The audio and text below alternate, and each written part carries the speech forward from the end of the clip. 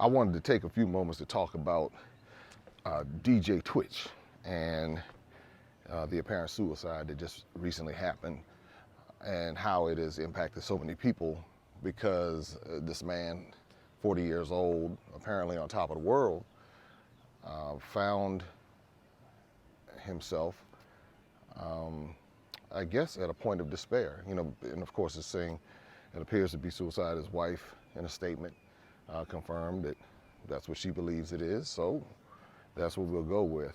There have been a whole lot of different conversations around this, and it typically happens when someone of notoriety takes their own life, and people are wondering, well, how is it that you can take your own life, but yet you have everything that everyone wants? You have fame, you have money, you have notoriety, you have clout, you have prestige, you have all those things that people believe that they want. And I started thinking about it because I remember the young lady, Chesley Christ, I believe that's her name, and she was a correspondent for one of the, I guess, entertainment television shows, and a former Miss something USA or something along those lines, or runner-up or something like that. And she apparently jumped to her death and had everything. Gorgeous, beautiful woman who pretty much took her own life. I think that, you know, throughout the years, I've had varying opinions on it because I would have different people with different philosophies and different perspectives offering their thoughts on it. But, and then now you see all the different memes and, you know, check on somebody, check on people, check on people. So the question I ask is, you know, what are you going to say? And this is not to you know, challenge anybody or anything like that. It's just it's a legitimate question. For me, what am I going to say to someone if I'm checking on them? How do I know to check on them? I mean, if the person looks like they have everything, and actually I'm looking at them wishing I had what they had, then what questions do I ask? What do I say? You good? Okay, they say, yeah, I'm good. So what do I say after that? Do I just say, you sure? Yeah, I'm sure. What's the next question? You know, so again, those who are typically intimately close to people who take their own life generally get clues, and I'm just saying this from the perspective of when you intimately know someone, you know their dynamics, you know how they roll, you know their flow, you know whether or not they, you know their quirks and ins and outs and all of that. So you can kind of get a gauge on, all right, today is not the day, or this person's having a good day or a bad day. Now I want to take it a little bit deeper because I was having a conversation with my 86-year-old aunt, and she talked about how when she was 14 years old when she got pregnant. She found out she was pregnant, and her mother wanted her older sister to help raise the child. The older sister looked at the father of the child and said the father of the child was too dark, and that she didn't want to raise the child because the child was probably going to be dark as well. When my aunt, who at age 14 heard this, she went and ran out in front of a car and tried to kill herself. The car stopped before hitting her, but something happened in that instant in her mind to say that she didn't want to be here anymore. And it happened quickly. And it wasn't that she might not have been dealing with any prolonged anything, it just may have happened quickly, and that was the result. So she went ahead, had her child, and had subsequent 3 more children as she got married and moved on in her life. But that quickly, she made that decision. And so sometimes we don't know, it might not be something that's brewing inside of someone over an extended period of time. It just might be a moment, and it just happens. And again, I said that over the years, I've had different perspectives, and I've had varying opinions. The other thought is that we really don't know what people are dealing with. Sometimes platforms, Instagram, TikTok, YouTube, Facebook, stages, performers, athletes, sometimes those platforms can be platforms to hide behind. And sometimes people can hide from themselves because now you're getting all of these accolades and this praise when you get on these platforms, and you can escape from some of the realities. And some of the realities might be shameful. Some of the realities might be embarrassing. Who do you talk to if you're dealing with a family issue, maybe a family member violated you in some way, or maybe someone close to the family, or maybe you were the violator. Who do you talk to? And see, people say, well, you got to talk to someone.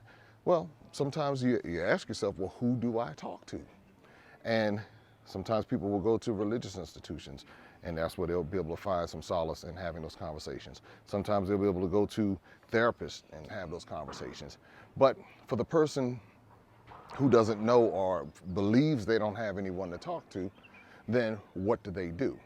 Now, let me talk a little bit more about this hiding behind a platform on a stage.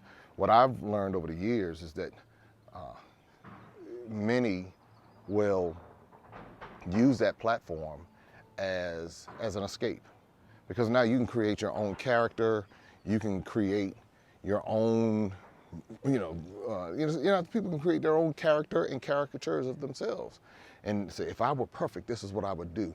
And that's why you see a lot of people who overperform in the gym, and they go, they're doing so much more, and they're bowling over there, and they're doing all of this, they're just getting pumped up, and then you see in the muscles, and they find this sort of, gratification in that particular platform. So they overperform or overcompensate for some of these issues that are lurking beneath the surface.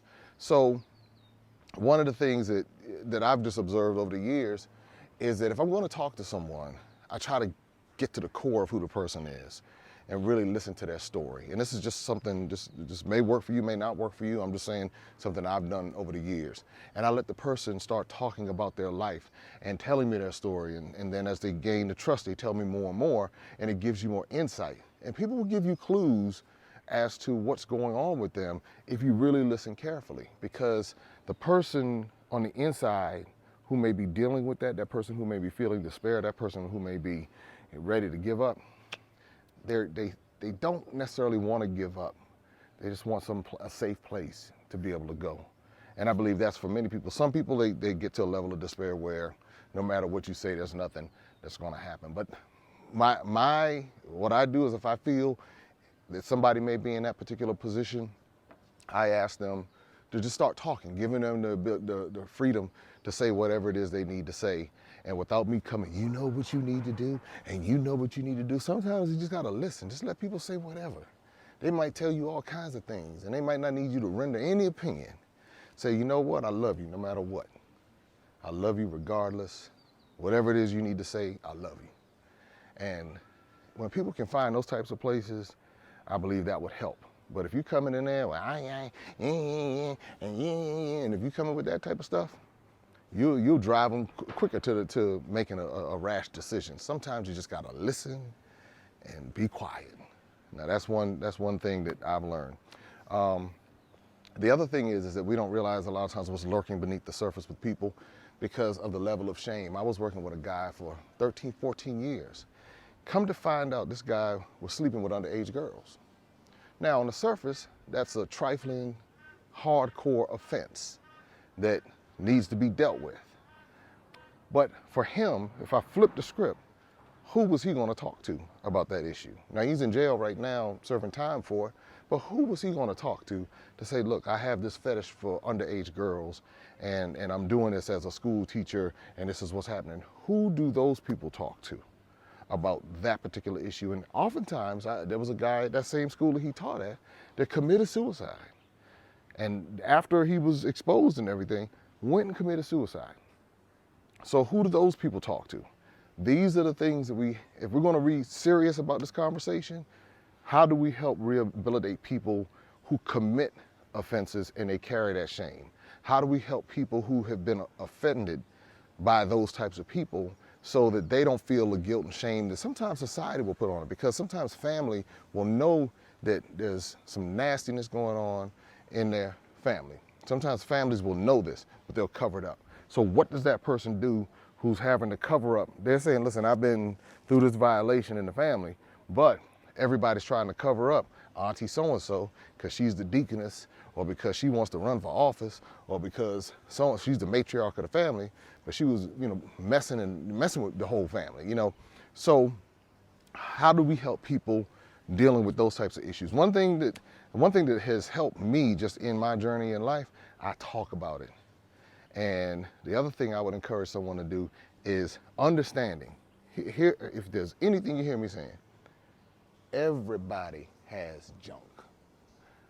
From the person you idolize the most to the person that you despise the most. Everybody has junk. Oftentimes people can't see their junk because what they want to do is try to project on everybody else how bad they are, the other person is, while they can't see themselves. Kind of like that speck Planck theory, when there'll be people who will walk around, yeah, this person has it all going on. This person is great. This person is such and such. And then that's when you find out that person has all of these lurking, hidden things that nobody wanted to even talk about.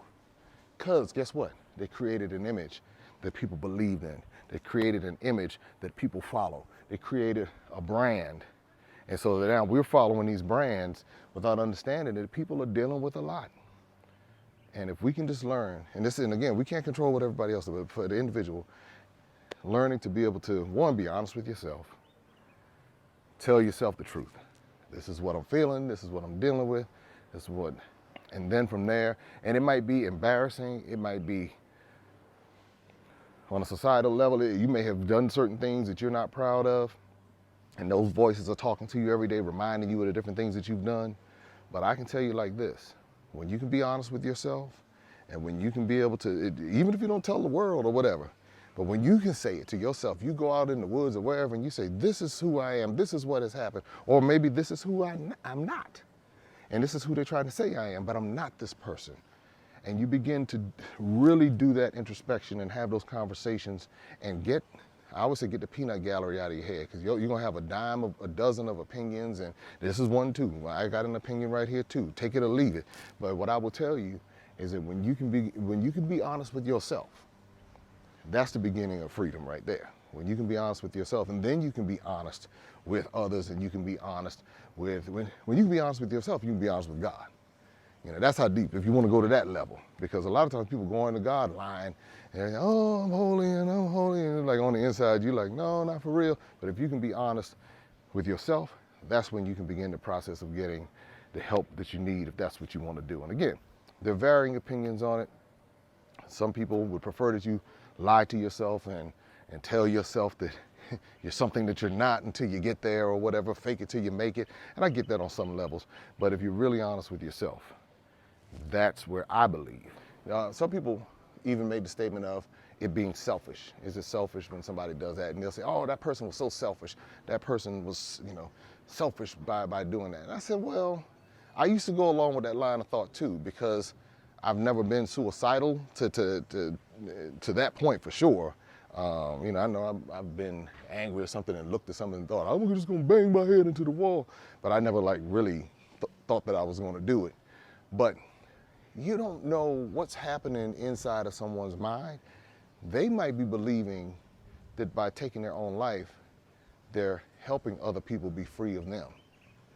So you don't know what that person is thinking in those final minutes. So we can always assume, and we can say, well, that was selfish, and I can't believe that they did that, and they're gonna burn in hell, and they're gonna do all these other things. You don't know that. So if that's what you're telling people, you don't know that. You ain't been to hell to go see who all is in hell. So once you go to hell and then come back and see who all is in hell, then you can tell who's going in hell and all that other kind of stuff. Otherwise, it's just a subjective opinion based upon an interpretation of what you feel. And that's when we can get to that point too, I believe we'll start moving ahead. The other thing is this, and I'll leave it here. When people, I've heard over the years that when people are dealing with this and they get hooked up in toxic religion, and what toxic religion does is toxic religion will tell you to run to it when you're in that moment, but then that same toxic religion is there to remind you of how flawed you are, how messed up you are, how unworthy you are, how all of these different things. So now here you are at the point of despair, running to a toxic system that's going to remind you of how, quote unquote, messed up you are based upon what that particular toxic religious system says. Again, this is why I firmly believe that if we sit down with ourselves and we're honest with ourselves, then we can even combat and recognize these toxic religious environments. So that's my 2 cents on it. What I hope is that for anybody out there who may be struggling with this, that you will One, find some time to be honest with yourself. Secondly, find some time, someone mature, someone who has a level of, when I say expertise, I have to be careful with that because some of these so-called counselors and all of that aren't necessarily the best. I could tell you all a story about that later. But if you find someone who has a level of credibility or responsibility or maturity that you can talk to, that will not violate your confidence, that will be able to offer you tangible answers, that is my hope for you. I hope that you don't get to the point of despair where you give everything up. I hope that you will be able to find some help and some solace before taking that drastic decision. So anyway, everybody, that's my 2 cents on all of this. And definitely wishing all of those who are dealing with these thoughts the best. You are in my thoughts and prayers, and I don't say that as a cliche. I want you to be able to live. I want you to survive. I want you to be able to rise above whatever's going on in your life, whatever's going on in your mind, and live to see the next day. There's always light somewhere down the road. So hold on just a little bit longer. All right, until next time, talk to you. Take care. Be safe.